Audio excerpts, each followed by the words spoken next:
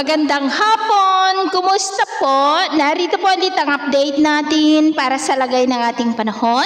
Ngayong hapon po ng August 28, 2025. Sa ngayon po ay patuloy pa rin ang paglayo ng bagyong Jacinto dito po sa ating bansa. Pero ang habagat ay patuloy pa rin nitong nahahatak na siya pong nakakaapekto lalo na po sa kanluran ng ating bansa. Habang mayroon pong Intertropical Convergence Zone na nabubuo dyan po sa silangan ng ating bansa. Ang ITCZ ay salubungan yan ng dalawang magkaibang hangin na mula po sa Northern at Southern Hemisphere at tinawag rin po yan na breeding ground ng mga sama ng panahon at posibleng sa susunod na mga araw within that ITCZ ay may sama ng panahon na mabubuo at sa atin nga pong long range forecast posible ang pamumuo pa rin ng mga sama ng panahon sa paligid po ng ating bansa at ang development ng mga yan ang ating babantayan kung may matutuloy po na bagyo lalo na kung may lalapit po dito sa ating bansa.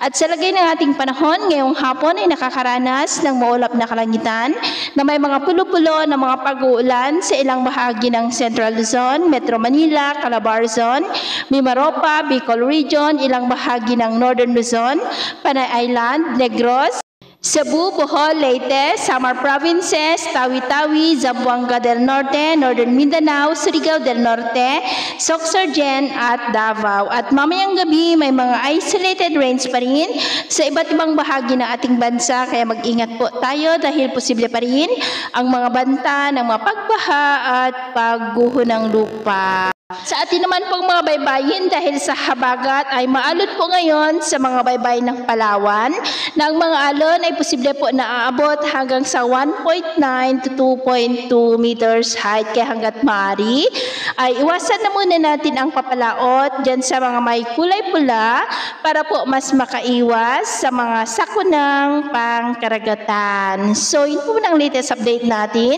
sa araw na ito. Ako po muli si James na nagsasabi sa kahit na pagsubok po na darating sa ating buhay, huwag po tayong mawawalan ng pag-asa. Thank you and God bless!